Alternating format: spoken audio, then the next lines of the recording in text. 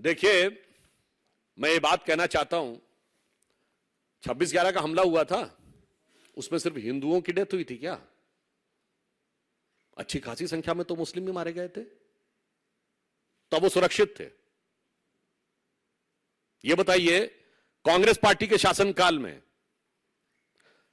भारत में मुस्लिम समाज की दृष्टि से सबसे मुकद्दस माने जाने वाली मस्जिद हजरत बल पर नवंबर 1993 में आतंकवादियों ने कब्जा कर लिया था। मुस्लिम समाज सुरक्षित था। अपने को स्वयं कश्मीरी होने का पता नहीं गर्व करते हैं, ढोंग करते हैं, जो भी है, परंतु कश्मीर में जिसको सूफीज्म का सेंटर माना जाता है, उसकी सबसे बड़ी दरगाह चरारे शरीफ आपकी सरकार के दौरे हुकूमत में नष्ट कर दी गई, ध्वस्त कर दी गई, जला दी गई, और जलाने वाला पाकिस्तान भाग गया। सुरक्षित थे। और मैं यह भी याद दिलाना चाहता हूं, हाशिमपुरा मलियाना कांड 1987, जिसकी जांच तक नहीं हुई। इसलिए जब आप बोलने का प्रयास करते हैं तो दुख की बात यह है कि आपकी सहानुभूति मुस्लिम समाज के साथ नजर नहीं आती है। कट्टरपंथी मुस्लिम ताकतों के आगे नतमस्तक होती नजर आती है।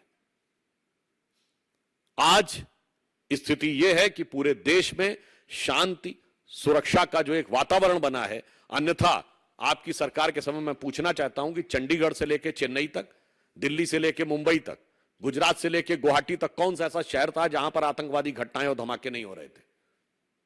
और इन सब के बाद आप क्या लिखते थे?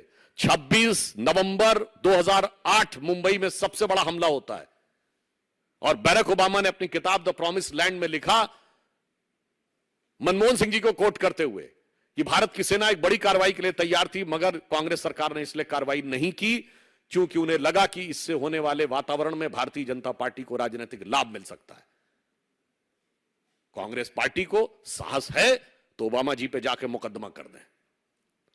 और उसके 9 महीने के बाद शर्मल शेख, जुलाई 2009, आप ज्वाइंट डिक्लेरेशन साइन करते हैं पाकिस्तान के साथ कि शांति वार्ता आतंकवाद से प्रभावित नहीं होगी, और इवन बलूचिस्तान भी उसका हिस्सा हो जाता है। यानी इन वे हम ये मान रहे हैं, हमारी नीति बहुत स्पष्ट है। आपकी नीति थी कि शांति वार्ता आतंकवाद से प्रभावित नहीं होगी, मोदी जी की नीति है शांति वार्ता आतंकवाद के साथ शुरू ही नहीं होगी।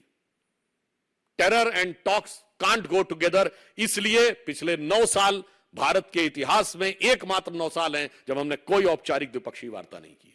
इसलिए शांति सुरक्षा सौहार्द को लेकर कम से कम वह प्रवचन देने का प्रयास न करें।